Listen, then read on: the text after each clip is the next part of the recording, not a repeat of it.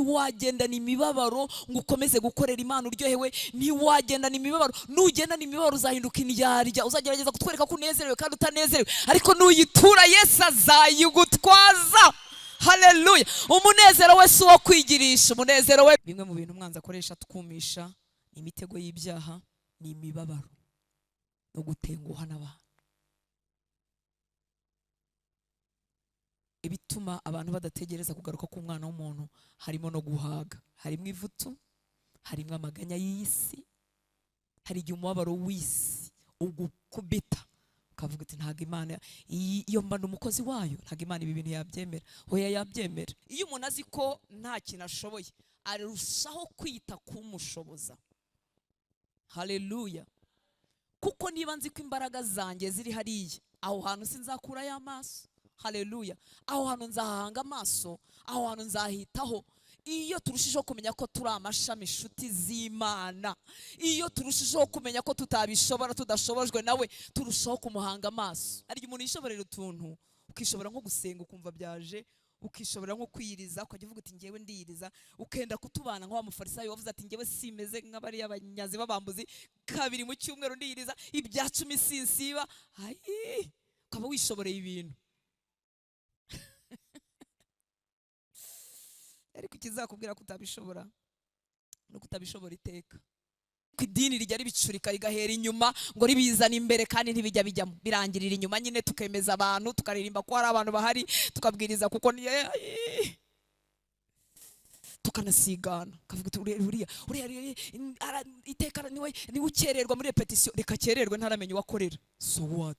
Ngewe wamenye uwo nkorera. Ariko umutima utifuza kugira na kimwe nisigariza, nsa nk'umwitura, kuko sinarumwitura rwose, ariko nsa nk'umwitura urwo yankunze. Mana ishimwe cyane. Ubundi imihamagaro y'ukuri ni ukwivuka.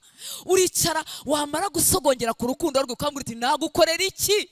Ni igiki kindi wifuza ngo nacyo ngigukorere? Ni igiki wanteganyirije? Ya mirimo myiza pasi yatubwiraga wanyarikiye Yesu kera muri Kristo Yesu, ni iyihe ngo uyimenyeshe nayo nyikore? Icyo gihe n'ubu iguhozaho amaso. Ntabwo iguhozaho amaso nk'igucunga nk'umupolisi, iguhozaho amaso kubera urukundo. Umuntu ukunda ureba ko atatokowe, ukareba ko agasatsi katasumbanye, ukareba ko ameze neza, yabyibuka mubwirana nuko amubwira, yakombera ikanzu y'ishifoni ukamubwira, kubera urukundo aduhozaho amaso atameze nka polisi.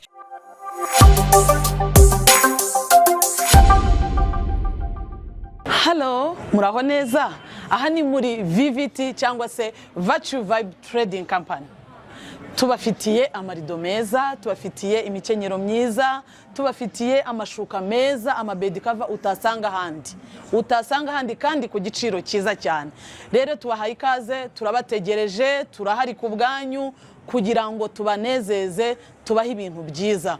Dukorera hano mu mujyi wa Kigali mu nyubako ya GF Plaza irebana na City Tower ku muryango nimero 5 F1. Ni karibu rero. Nimero mwatubonaho ni 0788310799. Murakoze, tubahaye ikaze kandi twishimiye kubakira neza. Ciao ciao. Sabaho umugisha. Reka rero tuganire ijambo ry'Imana kugira ngo dukomeze tunatarame rwose. Dutarame turize indirimbo zituruka mu mutima. Dufite teme nziza irimo kutubwira cyangwa kutwibutsa cyangwa se n'ikigoroba cyo kongera guhimbaza ubucuti dufitanye na Yesu. Haleluya. No kwizihiza ubucuti. Ubucuti buraryoha no mu basanzwe iyo bakundanye bisanzwe kandi ari abantu bahindagurika biba biryoshye. Ariko ubucuti turimo twizihiza n'ubucuti burenze ubusanzwe, n'ubucuti burenze ko umuhungu yabwira umukobwa ngo ndagukunda, n'ubucuti burenze ko umugore n'umugabo babibwirana, n'ubucuti butandukanye n'ubwo dufitanye n'abakunzi bacu, n'ubucuti burimo urupfu, n'ubucuti burimo kumena amaraso, n'ubucuti bwakomotse ko yamennye amaraso ku bwacu, n'ubucuti bwakomotse ko yadupfiriye. Haleluya. Nagukunda ariko sinagupfira, uretse ko ndamutse naragupfiriye ntacyo byakumarira. Ariko ubu bucuti turimo tuvuga bwaguze ubuzima bw'umwana w'Imana. N'ubucuti rero budasanzwe. Icyaduha data akatugirira neza uyu mugoroba tukabwumva. haleluya.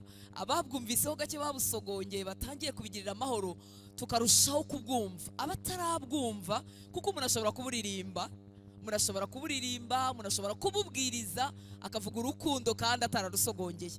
Ndinginga Imana rero ngo itugirire ubuntu uyu mugoroba, njyewe nawe itugirire ubuntu, umwuka w'Imana aduhishurire uru rukundo twakunzwe. Imana ishimwe cyane. Araduhishurire birenze ibyo nsanzwe nzi, birenze ibyo usanzwe uzi, twigira imbere muri urwo rukundo. Haleluya. Nibwo agakiza gatangira kuba agakiza, nibwo urugendo rutangira kuryoha, nibwo umunezero w'uru rugendo naho tujya biba byinshi muri twebwe. Imana ishimwe cyane. Iyo urukundo umuntu atarwumvise, ajya ategereza kuzaruhuka byuzuye ageze mu ijuru. Ni koko tuzaruhuka, kandi nk'uko umugaragu w'Imana bivuze, tuzabona ibyo amaso atigeze kubona n'ibyo amatwi atarumva. Yewe ibyo tubikiweyo ni igitangaza kirenze icyo tuzi. Ariko iyo umuntu yasogongeye kuri uru rukundo, ibintu bitangira kuryoha kiri n'ahangaha. Haleluya. bitaryohejwe n'agafaranga kiyongereye, nako ni keza. Bitaryohejwe n'uko fiance na sheri bagukunze, nabyo ni byiza. Bitaryohejwe n'uko twongeyeho abana, nabyo ni byiza. Biryohejwe n'urugendo rwo gukundana nawe gusa. Imana ishimwe cyane. Arihagije. Haleluya. Rero ndakwinginga mu mutima wawe, ubwire Umwuka Wera uti sogongeza uru rukundo rutari amagambo, sogongeza uru rukundo rutari urwo mu ndirimbo gusa, kandi ume kugira ngo ikintu cyose kikubyiga mu mutima wanjye gikurweho. Murabizi abantu bakundana barafuhirana. Ari umuhamya mfite muri ino nzu. Haleluya. Abantu bakundana by'ukuri bagira gute? Barafuhirana. Ntiwifuza kubona uwo wakunze apfapfana, ntiwifuza kubona uwo wakunze apfa rubi, ntiwifuza kubona uwo wakunze ameze nabi, yewe ntiwifuza no kubona uwo wakunze atwarwa n'abandi. Icyo gihe waba utamukunda. Ariko urukundo rutera gufuhirana. Turamwinginga rero muri uyu mugoroba twizihiza urukundo rwe, kugira ngo atumarire mu mitima yacu ibintu byose bimubyiga. Haleluya. Niba nkunze amafaranga kuruta uko mukunda, angirira imbabazi ayigizeyo. Niba hari abantu, gukunda abantu ni byiza biradukwiriye, ariko yasabye ko batajya ku mwanya wa mbere, niko yabigennye. Niba hari abantu bagiye ku mwanya wa mbere bakamubyiga, amfasha abanyigirizeyo. Niba kwikunda, cya kindi twitwa jyewe yaje kubamba, cya kindi atubwira ngo ni mu kibambe buri munsi, cya kindi cyitwa self, niba ari kinini muri njyewe, angirira imbabazi akigizeyo. Imana ishimwe cyane, nuzurwe n'urukundo rwe. Haleluya. Nukuri uzaryoherwa, ubuzima buzagenda burushaho kuryoha. Reka rero tuganire, turasa nk'abari buganire kandi turi butinde mu magambo y'Imana. Kandi iyo ndi busoma ahantu harehare sinyibisabira imbabazi, kuko nasanze bikwiriye. Imana ishimwe cyane. Ubu se ko tutababwiye ngo mwihangane tubyine, ko byari biryoshye? Hari umuntu wabwiye ngo yihangana abyine? Byari bimeze gute? Byari biryoshye. None iyo bashyizemo akaririmbo usanzwe ukunda gafite amagambo meza nk'akaba nasorejeho n'utundi babanje, biba biryoshye. Ntago rero ngiye kubwira ngo wihangane dusome, ndakubwiye ngo uryoherwe no gusoma, wumvemo Yesu, ntibitubere inyuguti, bitubere ubuzima. Imana ishimwe cyane. Kandi nta mwangirikano ukwiriye kwihanganira gusoma ibyanditswe. Imana irabareba. Imana ishimwe cyane. Imana iduhembure, Imana itugirire neza. Petero avugana n'abamwumva yaravuze ngo nuko mwihane muhindukire, ngo kugira ngo iminsi yo guhembuka ituruka ku Mwami Imana ibone ukwiza. Natwe turasaba ngo Imana iduhe kwihana no guhindukira, iminsi yo guhembuka ituruka ku Mwami Imana ibone ukwiza mu itorero ry'u Rwanda, ibone ukwiza mu bera, ibone ukwiza mu mutima wa buri muntu wese wifuza Imana. Kwihana kugwire, guhindukira kugwire, iminsi yo guhembuka tuyihorane, kuzurwa n'Umwuka Wera bigaruke muri twebwe, kunyoterwa n'iby'Imana itanga, iby'isi idashobora kuduha byongere byuzure muri twebwe. Ubuzima buhembutse buba umugabane wawe n'uwanjye. Amen. Haleluya. Sinyibita abagaragu muri inshuti zanjye, twahasomye turongera tuhasome. Yohana, ubutumwa bwiza bwanditswe na Yohana igice cya 15 umurongo wa 15. Ndaza kusoma ntangira, ariko ndaza kongera nsome none mpere ku murongo wa 5. Nari ngiye guhera ku murongo wa mbere nsanga twarara hano, hanyuma turabyihorera mperamo hagati gatoya. Reka rero tubanze dusome Yohana 15 kugira ngo Umwuka Wera yo kabyara abicengeze mu mitima yacu. Bita abagaragu kuko umugaragu atamenya ibyo shebuja akora, ahubwo kuko nabise inshuti kuko nabamenyesheje ibyo data yambwiye byose. Turasa nk'abiga, sinkibita abagaragu kuko umugaragu atamenya ibyo shebuja akora, ahubwo nabise inshuti kuko nabamenyesheje ibyo data yambwiye byose. Haleluya. Abagaragu cyangwa se abakozi bahuzwa na shebuja n'umurimo, nabo bagahembwa. Nibyo bintu baba bahuriyeho, ni ugukora n'ibihembo. Abagaragu cyangwa se abakozi na ba shebuja nuko bigenda, bahujwe n'umurimo n'ibihembo. Iyo ufite shansiye nini cyane ntukenera kumenya amazina y'abakozi bose bari aho ngaho, siko bimeze. Nta kintu bakubwiye, icyo akora umusaruro bazana niwo ufite icyo babwiye, niwe ufite icyo ukubwiye wowe nyiri shansiye. Kandi nabo ntibakeneye kumenya amazina ya boss no kumenya hataha, icyangombwa nuko azagira gute, azabahemba imibyizi yabo. Abakozi, abagaragu na bashebuja bahujwe n'umurimo n'ibihembo. Umuhembera igihe, umwihera amafaranga ye, ntacyo bitwaye, biraba bibaye. Imana ishimwe cyane. Warwara, wagira gute, icyangombwa nuko agira gute, ahembwa. Bahujwe rero n'imirimo n'ibihembo. Imana itugirira ubuntu, idukure rwose burundu aho hantu, kuko umubano waho uraciriritse. Ni nayo mpamvu umuntu ashobora kwihanganira shebuja mu kazi, shebuja akihanganira umukozi, cyangwa nuko umusaruro wa bombi bawubona, batari inshuti, batavuga rumwe, badakundana, batanabyitayeho, ariko umusaruro nicyo bakeneye bombi bakagihuriraho. Imana ishimwe cyane. Haleluya. Yadukuye iyo ngiyo rero atugira inshuti, adukura mu mirimo n'ibihembo. Mwibuke ko abagaragu na bashebuja ni activite, ni ibikorwa, ni imirimo, ariko twebwe inshuti, haleluya, birenga iyo mirimo n'ibihembo, ahubwo hakaza icyitwa ubusabane, hakazamo urukundo no gukundana. Haleluya. Iyo abantu bakundana ntabwo basaba ngo wowe wakoze cyangwa utakoze, barakundana gusa, ibikorwa bibyarwa n'urukundo. Imana ishimwe cyane, yatugiriye neza uyu mwami. Haleluya. Hanyuma kandi ijambo ryatubwiye ngo icyo yakoze kidukura mu bugaragu kiduhindura inshuti, ngo yafashe ibintu byose bya se arabitumenyesha, ntiyaba akibiduhisha. Mwibuke ko umugaragu na shebuja si ngombwa ngo amenye ibya shebuja byose, bahujwe n'imirimo n'ibihembo. Ariko Yesu ajya kudukura mu bugaragu, ngo icyatumye dukura mu bugaragu ngo nuko yafashe ibintu bya se byose akabitumenyesha. Haleluya. Igihe kimwe Filipo yaramubaje ati, twereke data wa twese ibintu.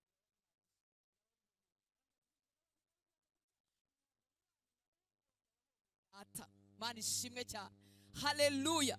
Niyo mpamvu bene wacu batemera ko Yesu ari Imana baragowe, ntibazi urukundo rw'Imana, ntibazi imbabazi z'Imana, kuko Imana yambaye umubiri iza kutwereka bwa bumana butegerwaga, butakorwagaho. Ngo agenda mu mihanda yose y'i Nazareti n'i Yerusalemu, ngo agenda agirira abantu bose neza. Imana ishimwe cyane. Iyo umuntu amenya Imana adaciye muri Yesu, amenya Imana iteye ubwoba, amenya Imana yica, amenya Imana itegerwa, amenya Imana bazasanga ngo bashyize imirimo ku munzani. Imirimo y'umwana w'umuntu ku munzani ikegera kwera kw'Imana ntibibaho. Haleluya. Mperutse kunguka akantu kambwira ngo Imana ntizakenera gushyira imirimo yacu ku munzani, ahubwo yamaze gushyira ku munzani, isanga hari umuntu umwe ushyitse kandi ukwiriye, yitwa Yesu Kristo. Haleluya. Niyo mpamvu gushyika kwe kumpindura ushyitse. Imana ishimwe cyane. Mu marembo ya data nimpinguka bazabona Yesu muri njye, bazabona amaraso ye kuri njye, babone kwera kwe kuri njye, babone gukiranuka kwe kuri njye, bambwira ngo ni karibu. Ntazashyira ku munzani yamaze gushyiraho. Hahirwa abamwizera. Imana ishimwe cyane. Afata ibya data byose arabitubwira, arabitumenyesha, arabiduha. Ibyo bidukura mu bugaragu, biduhindura inshuti. Imana ishimwe cyane. Tugiye kugenda rero umurongo ku murongo tureba ikibyara ubucuti cyangwa se ikibukomeza. Muri make tugiye kwiga nka Bible study nk'uko wayikora ku giti cyawe. Sinzi niba yuzuye ariko Umwuka Wera abikoreshe. Turahera ku murongo wa 5 tugende tumanuka buke buke, kuko ubucuti bugira uko buvuka, bukagira ikibukomeza, bukagira n'ibibutokoza. Turarebamo bikeya tubwiye muri kino gice, wabisanga n'ahandi henshi. Imana ishimwe cyane. Haleluya. Umurongo wa 5 watubwiye ngo ni njye muzabibu, namwe muri amashami. Uguma kuri njye nanjye nkaguma muri we, uwo ni we wera imbuto nyinshi, kuko ari ntacyo mubasha gukora mudafashe kuri njye. Ndimo nakoresha Bibiliya yitwa Ijambo ry'Imana, udasanga binyuranye gatoya na Bibiliya yera, ariko ni bimwe, nuko ari Ikinyarwanda cyenda gutandukana. Haleluya. turimo turareba ibyabyara ubwo bucuti, ibyabukomeza, byadutera no kubumenya. Ako ngize akambere rero karavuga ngo wowe nanjye kumenya uwo ndiwe, kumenya uwo ndiwe, kumenya umwanya wanjye muri ubu bucuti, kumenya pozisiyo yanjye. Haleluya. Pozisiyo yacu arayitubwiye, aratubwiye ngo urakoze gutunganya ibyo bintu by'amajwi, numva bibaye byiza kurushaho. Aratubwiye ngo ninjye muzabibu, mwebwe inshuti zanjye muri iki amashami. Turi n'amashami menshi ko turi umuryango mugari w'abana b'Imana. Ngo ninjye muzabibu, namwe muri amashami. Uguma kuri njye nanjye nkaguma muri we, uwo ni we wera imbuto nyinshi, kuko ari ntacyo mubasha gukora mudafashe kuri njye. Muri uru rugendo rw'ubucuti birakwiriye ko umenya uwo uri we rwose, ntubyitiranye, ukamenya umwanya wawe muri ubu bucuti. Imana ishimwe cyane. Aratwibwira ngera bishimira ngo ninjye muzabibu, ninjye muzabibu w'ukuri, mwebwe muri amashami. Kutamenya pozisiyo yacu muri runo rugendo rimwe na rimwe bitera umuntu kubaho nabi, yisuzugura, yumva adakwiriye, yumva nta kintu na kimwe cy'uru rugendo yashobora. Ariko nanone kutamenya pozisiyo y'ishami ko rishoreye mu giti gusa, ko ibyo ryagira ibyo ari byo byose bikomoka mu giti, kumenya ko ritakwihaza nabyo bidutera guhora tumukenera. Haleluya. Bikatwambura akantu k'ubwiyemezi. Ubu muri Bibiliya harimo imirongo y'umuntu ayikuye muri kontekste imutera kwiyemera, kuko hari n'aho atubwira ngo erega ngo muri Imana, ngo navuze ngo ababyeyi muri Imana, ngo yenze kutugira nk'Imana haburaho gatoya, ibyuzuye muri Kristo byose twabihaye. Ni byinshi byadutera kwiyemera. Ariko iyo tumenye pozisiyo yacu biturinda kwisuzugura, bikaturinda kwiyemera, bikatubwira abo turi bo. Haleluya. Bikadutera kumenya ko tudakeneye kwirwariza, kuko ishami ntirara rirota ibiva mu mizi, ahubwo igiti aho gishoreye, ishami niriguma ku giti rizagaburirwa, rizahaga, rizakira ibiva mu giti. Haleluya. Ntabwo ishami rijya kwishugurikira rishaka amazi epfiriye mu mizi. Ishami ntabwo rifite imizi, riteye ku giti, igiti gifite imizi. Haleluya. Ibyo ishami rikomora mu giti nibyo biritera kwera imbuto. Imana ishimwe cyane. Muri make nta buzima ishami rifite, ahubwo ubuzima buri mu giti. Ishami umurimo ni ukuguma ku giti. Haleluya. Muri ubu bucuti no muri urugendo, menya pozisiyo yawe. Turi abana b'Imana, ubuzima bwacu bucometse muri Kristo. Haleluya. Jyewe narimo gusoma icyanditswe ngo kuko ubugingo bwanyu ngo ari Kristo. Ubugingo bwanjye ni Kristo, ubuzima bwanjye bwahishanywe n'ubwa Kristo mu Mana. Njyewe umuntu ubuntu, igitaka, ivumbi, Imana iramfata icomeka muri Kristo, ngo aragenda ahuza umubiri n'amaraso natwe. Haleluya. Imana ishimwe cyane. Ishami rero iyo ryagumye ku giti nta kibazo riba rifite. Ndi umuzabibu, muri make aratwibutsa ngo mudependinga kuri njye, you depend on me, mushingiye kuri njye, kuko imizi iri kuri njye, iri kuri Yesu. Ishami rero ntago rikeneye kwirwariza. Haleluya. Nirijya gucukumbura rishaka amazi, oya, ishami riguma ku giti, ubundi ubuzima bwo mu giti bukaryuzuramo. Kandi none igiti twateweho ni igiti kizima. Haleluya. N'ubumana, ntabwo ari igiti gisanzwe ngo kizagira ibibazo, ngo kizagira indwara, ngo bizakenera ko bongera kugitera muri pepinire bagashaka. N'ubuzima bw'Imana, n'Imana yambaye umubiri, irazibana natwe. Imana ishimwe cyane. Ibyo bikumara impagarara, uruhukire muri we. Haleluya. Mwe muri amashami, muri make nta buzima mufite uretse ubwo muvoma mu giti. Bimwe mu bintu birushya abana b'Imana batarabimenya ni ukubaho bashaka nko kwirwariza. Birwarize mu gukiranuka, birwarize bagire ububyutse, birwarize. Bimwe mu bintu bivuna binanirana muri urugendo ni ugushaka kwirwariza. Yemwe abagerageje kwirwariza hanyuma bikatunanira ntibifate, nagira ngo mbwire ngo twongere twiyomekane n'igiti. Ubuzima bwacu buri muri cyo.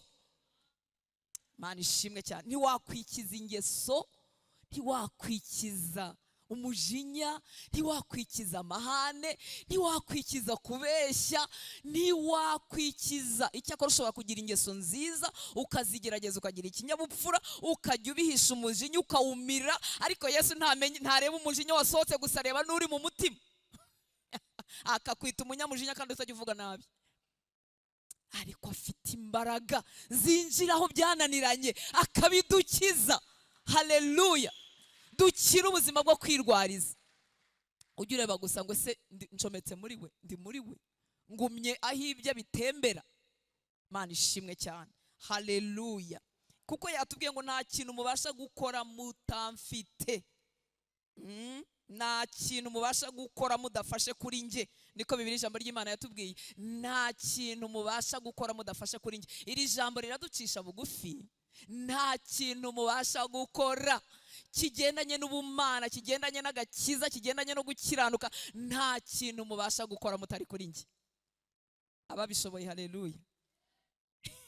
Ari umuntu yishoborera utuntu, ukishobora nko gusenga ukumva byaje, ukishobora nko kwiyiriza, ukajya uvuga uti ngewe ndiyiriza, ukenda kutubana nk'wa mufarisayo wavuze ati ngewe simeze nk'abari abanyazi b'abambuzi, kabiri mu cyumweru ndiyiriza, ibya 10 sinsiba. Ayi, ukaba wishoboreye ibintu. Ariko ikizakubwira ko utabishobora no kutabishobora iteka, akanyuzamo akakwibutsa kuri ishami kugira ngo ukomeze umukenere. Ndamushimira ko adutera kumukenera. Haleluya! Mu bintu bimwaza bikanantangaza ni igihe nitunguye, njya bivuga ko ari igihe nitungura, nkavuga ngo Ruta, uracyagira iryo jambo muri wowe, nkumva Rutansa arantunguye. Nari nzi ko iryo jambo ritaza muri we, nari nzi ko icyo gitekerezo cyangwa kutizera Imana. Mfitemo abagenzi banjye hano, kutizera Imana. Hari imibare yanga guhura, imibare y'amaminerivare y'abana ikanga guhura, umva ugakanura amaso ku munota wa nyuma. Nari sinzi impamvu ikunda umunota wa nyuma ikagira gutya ikabihuza. None ubwo ni mwaka washize yari yarabihujije, n'uyu ikabihuza, n'uyu kongera ukananira, ukongera uganga. Noneho nkahangayika nanjye ko nkabona yabije, nkavuga ko urananiranye. Ubu wibagiye iby'imyaka yashize, wibagiye ibyo yatambutse, wibagiye aho yagiye gutabara ku buryo wabunze umutima isaha igashira. Nkumva nditunguye, nkabwira urananiye. Jya wizera Imana. Mana ishimwe, ariko ko ntagikanura amaso umwanya munini, ariko nyuzamo nkayakanura akanya gatoya. Ndashaka kutayakanura namba, kutayakanura n'isegonda, kuko dufite data. Turi amashami, ntitwahamagariwe kwirwariza. Mana ishimwe cyane. Haleluya! Ntacyo mubasha gukora mu bigendanye n'urugendo rw'agakiza, mu bigendanye no kwizera Imana, mu bigendanye no kunezeza Imana, ntacyo mubasha gukora mutari kuri nge. Mana ishimwe cyane. Hanyuma nguguma kuri nge, nanjye nkaguma muri we, yera imbuto nyinshi. Turaza kubigarukaho. Ako nifuza kusigana kuri uno murongo, nakakwibutsa pozisiyo yawe, umwanya wawe. Numenya umwanya wawe muri Kristo, uzashira impagarara z'ubuzima, uzagira amahoro menshi, uzatekana. Guca bugufi kuzagenda ukwitoza buke buke, kuko uzibuka kuri ishami, uzibuka ko bitadepanda nawe, uzibuka ko icyo wagezeho n'icyo washoboye nabyo bitari wowe, kandi biguteye ubwoba nabwo uzatekana. Wibuka ko ufite uko uvoma. Muranyumva nshuti z'Imana? Mana ishimwe cyane. Ntacyo ushoboye. Haleluya! Ariko iyo ufashe kuri we, ibye bitembera muri wowe bigakunda. Amen. Kandi mbibutse kuri kano kantu, iyo umuntu azi ko nta kintu ashoboye, arushaho kwita kumushoboza. Haleluya! Kuko niba nzi ko imbaraga zanjye ziri hariya, aho hantu sinzakura y'amaso. Haleluya! Aho hantu nzahanga amaso, aho hantu nzahitaho. Iyo turushijeho kumenya ko turi amashami inshuti z'Imana, iyo turushijeho kumenya ko tutabishobora, tudashobojwe nawe, turushaho kumuhanga amaso. Amen. Haleluya! Aka kabiri turagakura mu murongo wa 6. Umurongo wa 6 wavuze ngo utaguma kuri nge ajugunywa kure, akuma nk'ishami. Amashami nk'ayo barayasakuma, bakayashyira mu muriro agakongoka. Aka kabiri nakise ngo inshuti zifite imbaraga ziva mu kuguma ku isoko. Bongeye babitubwira ibintu byo kuguma. Nimwumva kino gice muzasanga bigaruka kenshi. Kuguma, nimuguma, nuguma, muzabyumva kenshi. Utaguma kuri nge ajugunywa kure, akuma. Abera benshi barumye, barabihiwe mu rugendo. Marezoma nibo benshi, simbizi iryo ni itegeko ryo gukeka wa mugani, ariko mu bo tuganira, mu bo duhura, mu bo hirya no hino namwe murabibona, abumye nibo benshi. Abanezerwa mu kanya nk'aka turi hano mu gitaramo cyiza tukaba benshi, ariko hanze kuva ku wa mbere umusanze mu isoko arimo acuruza, umusanze muri ofisi arimo akora, umusanze avugana n'umukozi wo mu rugo, umusanze arimo avugana n'umugabo we n'umugore we. Abahembutse nibo bakeya, abafite umunezero w'agakiza utemba nibo bakeya. Data duha iminsi yo guhembuka, torero ry'abera, torero ry'Imana. Data duhembure, ubuzima bwe butembe muri twe. Icyo data ashaka, ntashaka kugira ubuzima bwo mu gitaramo ariko hanze y'igitaramo ukubitike rwose. Inshuti rero zifite imbaraga ziva kuguma ku isoko, niho honyine bavoma imbaraga zabo. Yavuze ngo utaguma kuri nge ajugunywa kure, akuma nk'ishami. Amashami nk'ayo barayasakuma bakayashyira mu muriro agakongoka. Umuntu ashobora kuma kandi abwiriza, umuntu ashobora kuma kandi aririmba, umuntu ashobora kuma kandi ari pasiteri, umuntu ashobora kumagara kandi afite ibikorwa byiza, ariko mu mutima yarumagaye. Umuntu rimwe yigeze kunyandikira kuri imwe muri social media, arambwira ngo nawe ni umupasiteri, aba mu gihugu kimwe cyo muri Afurika, n'umudamu mugenzi wanjye, arambwira Torta ati vugire uzagera aho uceceke. Yavugishaga ukuri ko mu mutima we.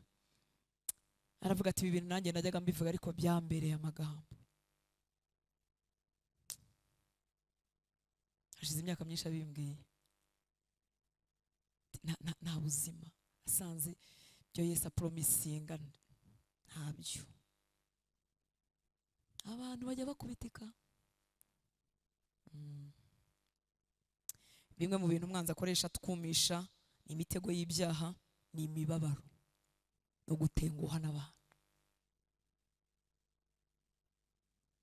Ibituma abantu badategereza kugaruka k'umwana w'umuntu harimo no guhaga, harimo ivutu, harimo amaganya y'isi, hari igihe umubabaro w'isi ugukubita ukavuga ati ntabwo Imana iyo mba umukozi wayo, ntabwo Imana ibi bintu yabyemera. Hoya yabyemera kandi cyane, kandi yicaye ku ntebe yayo yo kwera no gukiranuka.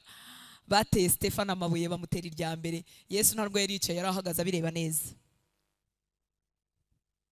Yesu yarahagaze abireba neza. Stefano ibuye rya mbere ariko Imana ni nziza. Stefano ibuye rya kabiri ntabwo nzi ngo bamuteye ngaho, ariko nawe utekereza amabuye yagiye kunoganogesha umuntu w'umusore. Imana ibireba. Yesu ngo arahaguruka ahubwo aza kumwakira. Imana irigenga mu byemezo byayo, ariko nusogongera urukundo rw'Imana, haleluya, nusogongera urukundo rw'Imana, imibabaro y'isi nta kizagutwara, izakurabagiranisha kurushaho, uzarushaho kurabagirana. Uzavuga nka Yobu ngo nimara kungerageza nzavamo meze nk'izahabu. Haleluya, haleluya. Mana ishimwe cyane. Ariko imibabaro utamutuye irakwica. Niyo mpamvu yavuze ngo yemwe abarushye n'abari muze musange ndabaruhura. Ndabaruhura nimwabigendana ngo mutere intambwe. Niwagendana imibabaro ngo ukomeze gukorera Imana uryohewe, niwagendana imibabaro, nugendana imibabaro uzahinduka indyarya, uzagerageza kutwereka ko unezerewe kandi utanezerewe, ariko nuyitura Yesu azayigutwaza. Haleluya. Umunezero we si uwo kwigirisha, umunezero we ni uw'ukuri. Igihe Paulo na Sila baririmbaga muri gereza, si ibyo bigiraga. Inkoni bari bazi bakubise byiza, umushingwa gereza yongeramo n'ibyo batamubwiye, abafungira kure arabazirika byiza, ariko ngo ninjoro Paulo na Sila bararirimba. Haleluya. Bari bafite igitaramo mu mitima yabo kidakeneye synthétiseur, kubera umwami bamenye. Mana ishimwe cyane.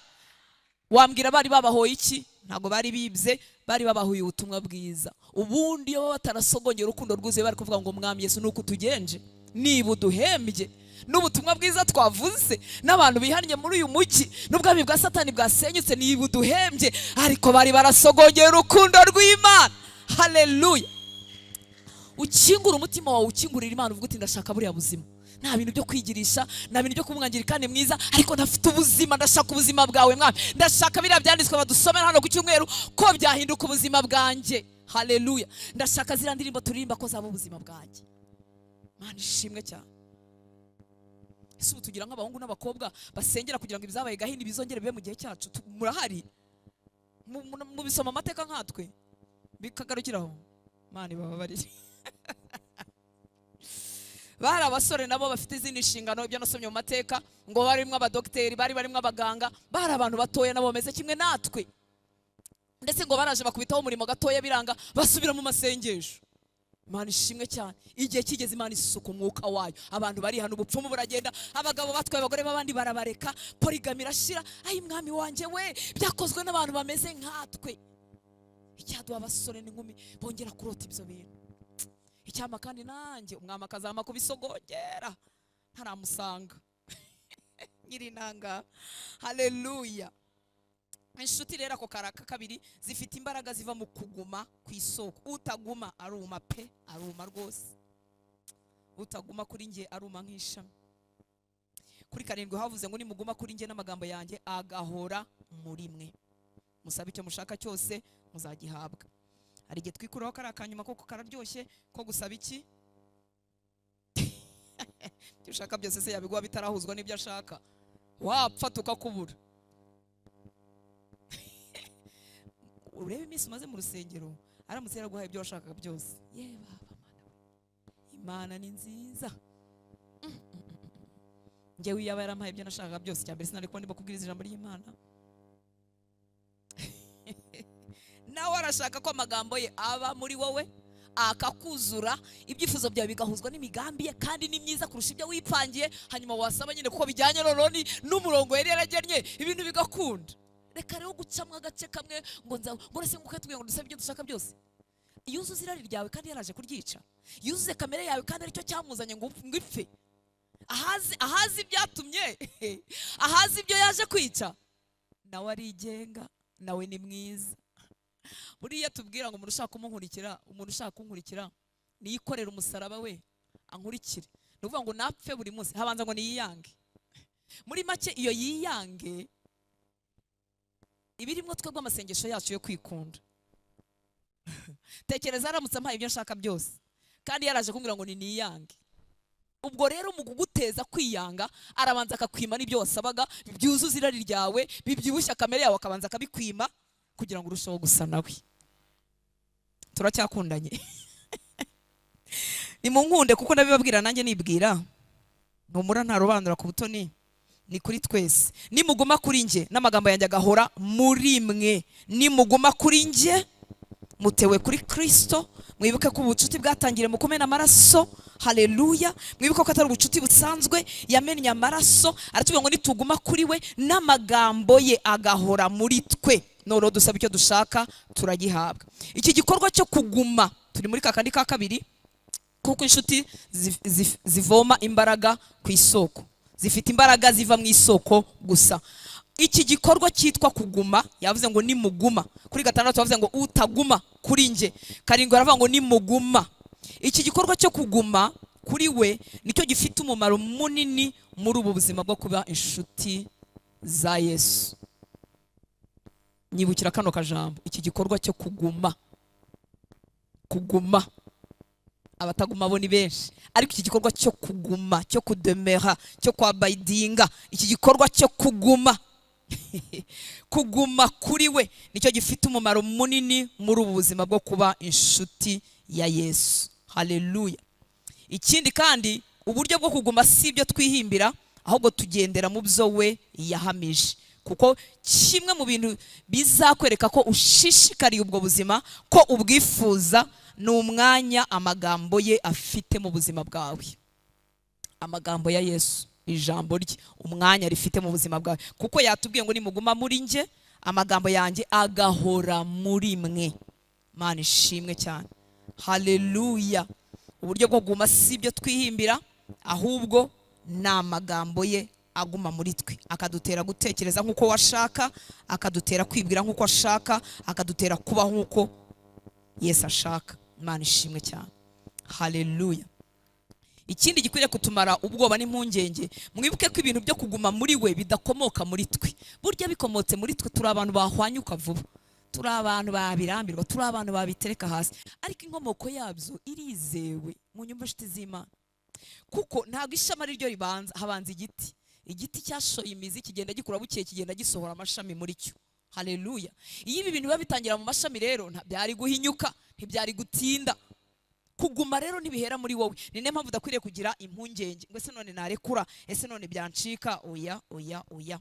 Mwibuke ko itangiro ryo kuguma rikomoka mu giti. Ishami rero ari ryo wowe nanjye ntago ryagombye guhorana ubwoba bw'uko rizacibwa, kuko mu bintu byambuye nanone abizera umunezero w'agakiza ni ukwibwira ko nta bugingo buhoraho bafite, kandi barihannye, barahindukiye, barizeye, barihana, barahindukira, bakira imbabazi z'Imana, ariko bagendana ubwoba ko ubugingo batabufite. Yesu ashimwe cyane.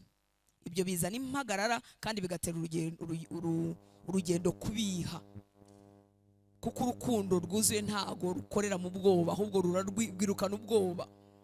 Yaratubwiye muri Yohana 10:27-29, reka ngacishemo. Yohana 10:27 kugeza kuri 29, yaravuze ngo intama zanjye zumva ijwi ryanjye, nanjye ndazizi kandi zirankurikira. Nziha, umvise uduha, nziha ubugingo buhoraho kandi ntizizarimbuka na hato iteka ryose, kandi nta wazivuvunura mu kuboko kwanjye. Nta muntu wazivanamo. Data wazimpaye aruta bose, nta ubasha kuzivuvunura mu kuboko kwa data. Nukuri wageze mu kuboko kwa data ntiyavamo. Icyakora haba kwibeshya, umuntu ashobora kwibeshya ko yakijijwe atarakijijwe. Kizakubwira ko wakijijwe niba imbuto y'Imana yarigeze muri wowe, nuko iyo mbuto izamera byanze bikunze. Haleluya. Izamera pe. Niba ibishyimbo babitera bikamera, bashyira ikibuto cyavoka mu butaka kikazamera, ntago wambwira ko imbuto y'Imana izagera mu muntu ngo ntimere. Imana ishimwe. Izameza ubumana muri twe, izameza ishyaka n'umwete wo kwifuza kunezeza Imana tutarabihoranye, izarema, izazana ubuzima bushyashya tutahoranye. Twahoze turi abantu bigenga, ushobora kwigenga muri ingeso nziza, undi akigenga ari ruharwa, ariko imbuto y'Imana yageze muri twe ituzanira kwifuza kunezeza Imana. Imana ishimwe cyane. Haleluya. Kimwe rero mu bintu bigaragaza ko nshishikajwe no kuguma ni umwanya ijambo ry'Imana, amagambo ya Yesu afite mu mutima wanjye, mu buzima bwanjye, mu byemezo byanjye, mu buryo mbayeho. Niba ijambo ry'Imana ritagenga ibyemezo byawe, taritindamo, rifite umwanya mukeya ku buzima bwawe cyangwa mutoya, haracyarimo akabazo. Ariko inkuru nziza nuko ako kabazo kanakosoreka n'uyu mugoroba, ukinguriye umutima wawe umwami w'abami. Haleluya. Nimuguma rwose, nimuguma rwose, nimuguma rwose kuri njye, amagambo yanjye agahora muri mwe, ubuzima bwawe ntibuzigera bwuma. Washamiwe nanjye ndiryo. Haleluya. Aka gatatu, aya mashami cyangwa se izi nshuti zose zitegerejweho kwera imbuto kandi nyinshi. Ubundi uretse ibintu byo kwibeshya, ubundi abari muri Kristo, haleluya, basogongeye ku rukundo bakunzwe, basogongeye ku kiguzi baguzwe, basogongewe ku cy'umwana w'Imana yabakoreye, imitima yabo ihora igurumana.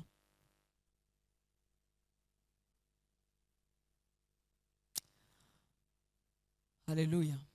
Abafiance, haleluya. Abashakanye bagikundanye, haleluya. Wari wakunda umuntu, nta muntu kwibutsa kumutekereza, akayisemesi gapfa kuza ukavuga ati cya niwe, uhita ukareba. Nta muntu kwibutsa kumuha impano iyo urukundo ruhari, ariko apana ibingibi bijya bikonje bikakonje ukamufata for granted. Imana ikubabarire. Ko umuntu niba ari umugore niba ari umugabo wawe, ni impano y'Imana. Imana ishimwe cyane. Ndimo ndavuga urukundo rugurumana. Abajene, haleluya. Inkundo zijyana hehe? Ku rushako. Nimudutuburire. Imana ishimwe cyane. Ndimo ndavuga umuntu ufite umuntu akunda. Iyo winjiye mu iduka uhita ubona umwenda wamubera. Haleluya. Iyo ugiye ahantu uhita umutekereza ko iyo muhicarana byari kuryoha. nta muntu ukwibutsa kumutekereza. Iyo wungutse agafaranga uhita utekereza uburyo muzagasangira. Ayi, iyo ugiye mu kintu cyiza utumva nawe yagombye kuba kirimo. Imana ishimwe cyane. Imana ishimwe. Abasogongera urukundo rwa Yesu, abagenda babona icyo Yesu yakoze ku musaraba ku bwabo, ababona uburyo Yesu yambaye ubusa agakorwa n'isoni n'abo yaremye kubera bo, nibakwiriye kwibutswa urukundo rw'Imana ruhora rubira mu mitima yabo. Ntabwo rero burya haba hagati na hagati, eda urabira cyangwa warakonje. Bibiliya y'abapfuye agasoni ibita akazuyaze, ikose koko. Mani tugirira imbabazi. Inshuti rero zose zitegerejweho kwera imbuto kandi nyinshi. Imbuto nyinshi no kuvuga iki? Nukuba umwizerwa mu bintu byose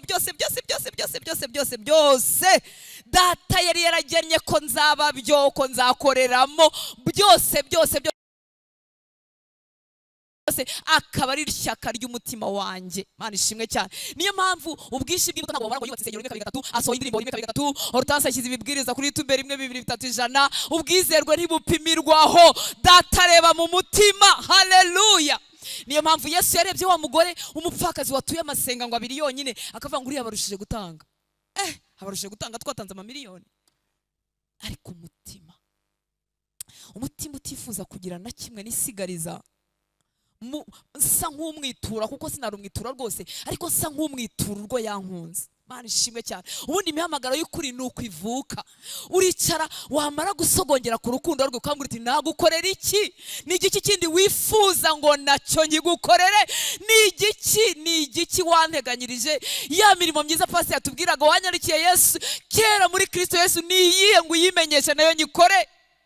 Icyo gihe n'ubu kipimana n'abantu, n'ubu gisiganwa n'abantu, n'ubu kireba icyo abantu bavuga, utumbira wagukunze wenyine. Mana ishimwe. Haleluya. Niyo mpamvu tugera mu ijuru sojya kubona tubone haserutse abantu tutazi. Tuvugira ko atari umusitari kuri YouTube, uriya ko tutari tumuzi mu Rwanda, uriya se ko atari babasitari bo muri Amerika. Tubona araje baramushagaye abamarayika, ibintu birakomeye. Tubona hangutse umuntu tutazi, wabaye umwizerwa muri bike, agakora iby'Imana yamusabye byose, agatungisha abera benshi tutamuzi. Haleluya. Reka duwa dukunze icyubahiro, aragikwiriye inshuti nziza. Ubucuti bw'ukuri ntibuba inyuma, buba indani mu mutima. Hanyuma ibikorwa by'inyuma byagaragaye bikomoka nyine mu kiri mu mutima. Ariko idini rijya ribicurika rigahera inyuma ngo ribizana imbere, kandi ntibijya bijyamo, birangirira inyuma nyine. Tukemeza abantu, tukaririmba ko hari abantu bahari, tukabwiriza kuko tukanasigana, kavuga uti uriya iteka niwe ukererwa muri repetition, reka kererwe ntaramenya uwakorera. So what? Ngewe wamenye uwo nkorera, ndazinduka ndubahiriza igihe, baje ndaza, bataje ndaza, batatanze ndatanga. Ibyiza byose yamenyesheje, ahubwo natwongere n'ibindi nabyo tubikore muri minsi adutije. Haleluya. Urukundo ntirwibutswa. Ntukenera kwibutsa umuntu, ahubwo kuko isi rwakamyemwo benshi ntituruzi. Ariko usabe Yesu uti ongera wuzuze urukundo rwawe mu mutima wanjye, nakugukunda kuko wowe wankunze byinshi, nyigisha nanjye kugukunda. Haleluya. Haleluya. Inshuti zose, twebwe amashami twese dutegerejweho kwera imbuto kandi nyinshi. Ku murongo wa 8 hatubwiye ngo igihesha Data ikuzo nuko mwera imbuto nyinshi, nibwo muzaba abigishwa banjye. Mukawera mfashe nihuti. Haleluya. Igihesha Data ikuzo, icyubahisha Imana, ikihesha icyubahiro nuko mwera imbuto nyinshi, nibwo muzaba abigishwa banjye. Haleluya. Data yifuza ko ibintu byose yari yaragennye kuzakorera muzaberamo muri Kristo Yesu, uzarangiza urugendo byose warabaye, byose warabisohoje. Mana ishimwe cyane, ukawera nadushoboze. Haleluya. Ishami rifite imbuto nyinshi niryo rihesha Data icyubahiro. Kandi natwe turamutse duhinze mu mirima yacu, ugatera igiti cy'umwembe uteganya ko kizera cyane, wajya kubona cyajanzanye umwembe umwe wonyine, byakubihira. Ifumbire wagishyizeho, amafaranga wagitanzeho, ibintu byose wagikoreye, ariko wajya kubona kirimo kirasohora umwembe umwe wenyine, kandi barakubwiye ko ubwo bwoko bw'icyo giti bwera nk'imyembe nka 20. ntiyaduhaye ibingana, ntiyaduhaye ibisa, ariko twese yatunyanyagijemo ibye kugira ngo buri cyiciro cyose na buri gice cyose na buri bantu bose babone ibibafasha n'ibibungura n'iby'umumaro mu itorero ry'Imana. Twese dufite ubutunzi bw'Imana muri twe. Bamwe batangiye kubumenya, abandi ntibarabumenya, ariko nibegera, nibaguma, bazamenya ibyiza byose Imana yashyize muri bo. Abantu benshi twadimira nuko bakoresheje kamwe mu ijana by'ibyo Imana yari yabahaye, tukabamenya tukababona, ariko ubu twese nta muntu n'umwe Imana yigeze ishyira ku isi ari empty. Tumaze gukizwa, duhujwe n'icyo twaremeye, ubutunzi bw'Imana bwuzuye muri twebwe. Icyaduha ukifuza kwerera data imbuto kandi nyinshi. Ibi bidusohora muri ba bantu bavuga ngo Mana ngo urabizi ibi ntiwabinsaba, bikatwinjiza kubwira Imana ngo Mana ibyo ushaka ubimenyeshe, ubushake bwawe ubumbwire. Haleluya. Mwibuke kandi ku ishami ritirwariza, kwera imbuto kugenwa nuko rishinze ku giti gusa, ishami ntiryirwariza. Bibiliya ni nziza, na ziriya mbuto twera z'urukundo n'ubugwaneza no kwihangana n'amahoro n'ibindi, mwibuke ko ari imbuto z'iki? Z'Umwuka Wera. Haleluya. Imana ni nziza, aribizi ko tutabishobora. Amen. Uze gusoma Zaburi ya mbere umurongo wa mbere kugeza ku murongo wa gatatu. Uze gusoma na Zaburi ya 92 umurongo wa 14 kugeza kuri 15. Reka nihute. Haleluya. Muri iriya Zaburi ya mbere hatubwira uburyo umuntu wibwira, umuntu watindije amategeko y'Uwiteka mu mutima we, umuntu yahozamo, umuntu uhoza umutima kuri bya bindi yavuze ngo amagambo yanjye naba muri mwe bwakaguma muri mwe. Uwo muntu ngo agereranywa n'igiti cyatewe hafi y'amazi, gishorera imizi epfo mu mazi. Mu izuba ryacana, amapfa yatera, kirakomeza kikagira gute? Kikera imbuto zacyo igihe cyose. Ntago gikangwa n'umwaka amapfa yateyemo. Kubera iki? Atekereza ku byo Uwiteka avuga, amagambo y'Uwiteka ahora mu mutima we, aramwuzuye. Data yaduhaye umuti ariko wasuzuguwe na benshi. Mwibuke ko ijambo ry'Imana ritubwira ngo yahisemo gukirisha abayizera ubupfu bw'ibibwirizwa, kuko byabaye ubupfu rero bituma tutabigirira umwanya, nyamara n'ubupfu bukiza. Imana itugirire neza. Muri Zaburi 92 hatubwira yuko ubwo bagumyemo, batewe mu rugo rw'Uwiteka, haleluya, bazagira amakakama, bagira itoto, barinde bagera mu masaziro. Imana ishimwe cyane. Kwera imbuto nyinshi rero ni ukuba umwizerwa mu byo data gushakaho, mu byo urimo byose. Iyo turebye umugabo w'Imana Yosefu, yabaye umwizerwa ari mu rugo rwa se, ngo ntiyifatanye n'ibyo bakuru be bibi bakoraga, akaza akabibwira se, ntabishime, ntiyifatanye nabo. Ageze kwa Potifari aba umwizerwa, niba hari mu gikoni, niba hari mu murima, niba hari muri stoke, adafite izina, afite inzozi gusa z'uko azakomera, ariko aba umwizerwa, yaba ari ku izamu, yaba ari mu gikoni, yaba ari mu mirima, aba umwizerwa muri byo. Baramuzamura, bamugira uyobora abandi bakozi, asigara ashinzwe ibya shebuja. Ngo igihe kiragira shebuja ntiyaba agikora audite, ntiyaba akigenzura, kuko umusore w'Imana watandukanijwe n'iwabo yari afite ibikomere byatuma adakomeza kwizera iyo Mana, ariko arakomeza aba umwizerwa. Ageze muri gereza, yakabaye avuga ati Imana irampemu. Ageze no muri gereza arakomeza mu mwizerwa. Bamushinga ibyo kurya by'abandi bafungwa, bamushinga ubuzima bwabo, kuko yari ari mu bantu batatoroka, yari ari mu bantu batanungunitse, arakomeza mu mwizerwa. Arangije igihe cy'Imana kigeze, aserutse agiye mu myanya yo hejuru, nabwo arakomeza mu mwizerwa. Haleluya. Reka umwami Imana dushoboze mu gatoya katazwi n'abantu, mu gatoya katazwi n'abantu,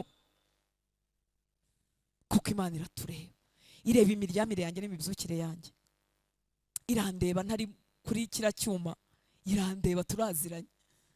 Haleluya. Nawe nuko iguhozaho amaso, ntabwo iguhozaho amaso nk'igucunga nk'umupolisi, iguhozaho amaso kubera urukundo.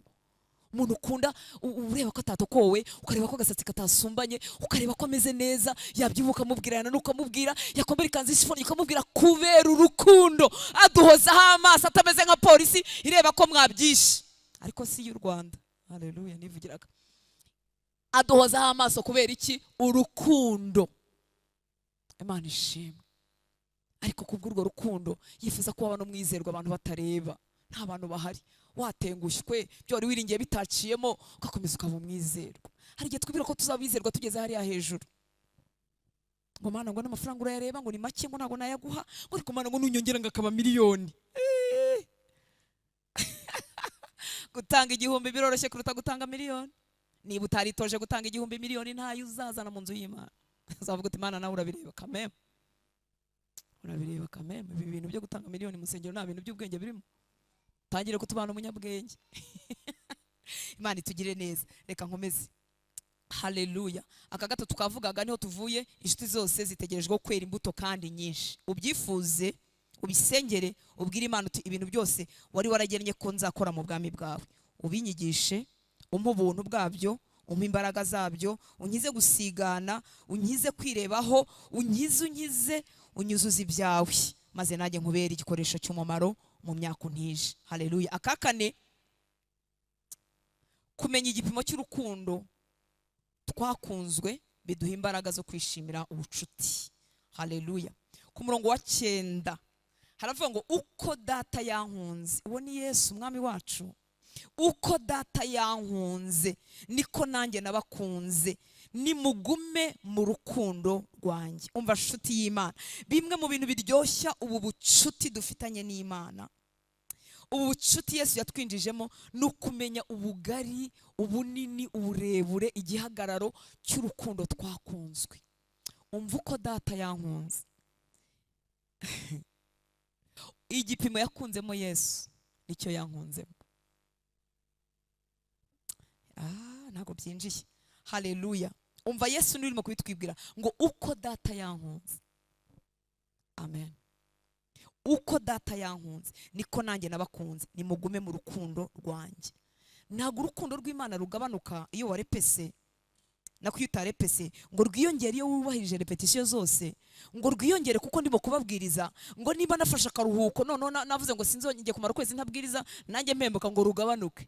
Ntirwongerwa n'imirimo n'ibikorwa, ntirwongerwa n'ikintu na kimwe. Ruri muri we, ruruzuye, ntirucuya, ntirusaza. Iyo umuntu yarusogongeye akira imvune, akira imvune z'ubuzima, akira gutabwa, akira ubupfubyi, akira amaganya y'iyi si. Kumenya igipimo cy'urukundo, haleluya, biha twebwe inshuti z'Imana imbaraga zo kwishimira ubucuti. Yesu yarabihamije kenshi, ndetse data yigeze kubihamya arimo abatizwa, aravuga ati uyu ni umwana wanjye nkunda cyane, nkamwishimira, ni mumwumvire. Ahandi Yesu arabivuga muri Yohana 3:35, Yohana 3:35, ngo se akunda umwana we kandi yamweguriye byose. Uyu ni Yesu urimo kubivuga. Se akunda umwana we kandi yamweguriye byose. Urukundo rwa se ntiyigeze arushidikanya, yararuzi. Muri 5 nanone Yohana 5:19-20, ngo Yesu arabasubiza ati ni ukuri ndababwira yuko ari ntacyo umwana abasha gukora ubwe atabonye se agikora, kuko ibyo se akora byose n'umwana ari byo akora. Umva kuri 20, ngo kuko se akunda umwana we akamwereka ibyo akora byose, ndetse azamwereka n'imirimo irutiye kugira ngo mutangare. Muri make nshuti y'Imana, kumenya igipimo cy'urukundo wakunzwe niho uzakura imbaraga zo kubasha kumwumvira. Kumvira abantu badukunda ntago bituvuna. Haleluya. Haleluya. Hejuru yavuze kuri 19, ngo ndababwira yuko ari ntacyo umwana abasha gukora ubwe atabonye se agikora, kuko ibyo se akora byose n'umwana ari byo akora, ngo kuko se akunda umwana we. Muri make urukundo rwa se yakiriye rumutera kutagira ibyo apanga, ahubwo ibyo yabonanye se n'ibyo akora, ibyo yumvanye se n'ibyo avuga, nta yindi agenda afite, arumvira, araganduka, kubera ko acometse, avomera mu rukundo se amukunda. Niyo mpamvu nshuti y'Imana ukwiriye kwinvestisa, ukwiriye gushora mu kwifuza kumenya urukundo Imana igukunda. Umuntu arabisaba, arabisengera, umuntu yiga ijambo ry'Imana kugira ngo abimenye, umuntu yinginga Imana ngo imuhishurire urukundo yakunzwe. Iyo utangiye kurumenya, ubuzima bw'ikiruhuko bw'isabato buba butangiye.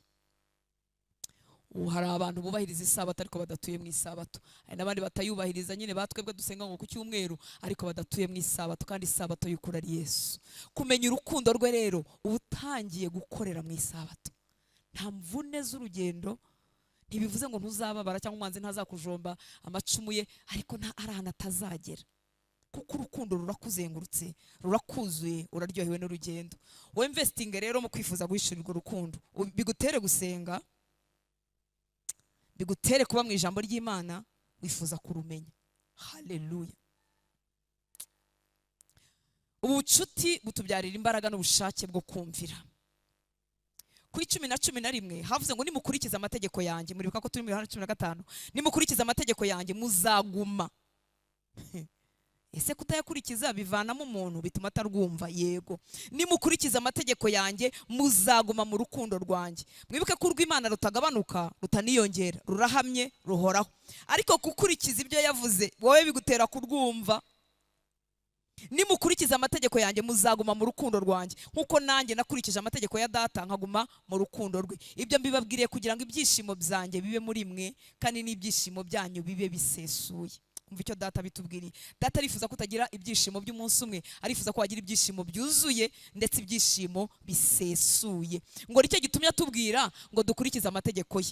Nituyakurikiza tuzaguma mu rukundo rwe. Ngo kandi ibyo bitubwire ngo kugira ngo tugire umunezero wuzuye, ibyishimo byacu bisesurwe. Haleluya. Kumvira inshuti ntabwo ari imvune, oya, ahubwo havayo imbaraga zo gukora n'ibinyuranye n'ubushake bwacu. Niyo mpamvu Yesu mu gashyamba ka Getsimani yavuze ngo data niba bishoboka ko iki gikombe nta kinyweraho ukindenze.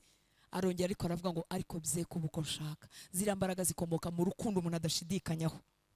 Cyaduye umugoroba urukundo rw'Imana rukakuzura, ukamenya ko wagizwe inshuti, ukarekera kurushidikanya. Icyo gihe n'ibikombe ugomba kunyweraho uzavuga ngo data bye kuba uko nshaka bikosha. Ntabwo bizaba ari imvune yo kumvira, bizaba ari ubusabane burimo bukomeze. Haleluya. Yatubwiye ibanga, arasubira ngo igitumye atubwira ngo nidukurikiza amategeko ye tuzaguma mu rukundo rwe, ngo ibyo bitubwire ngo kugira ngo ibyishimo bye bibe muri twe, kandi umunezero we wuzure muri twebwe, dutunga umunezero usesuye.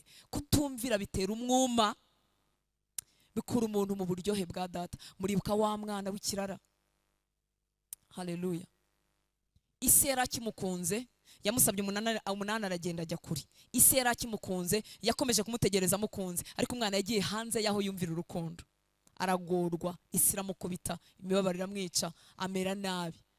Nagira ngo icyo kigereranyo cyumve, urukundo rwa data ruhora rugutegereje, ariko kutamwumvira bivuga kujya kure ye, bikantera kutarwumva, kandi nyamara ruhari. Muri make nta kintu na kimwe Imana yigeze idusaba tudafitemo inyungu. Imana itugire neza. Ndumva nasoreza aha ngaha, ibindi tuzaba tubikomeza Imana niduha ubundi buntu.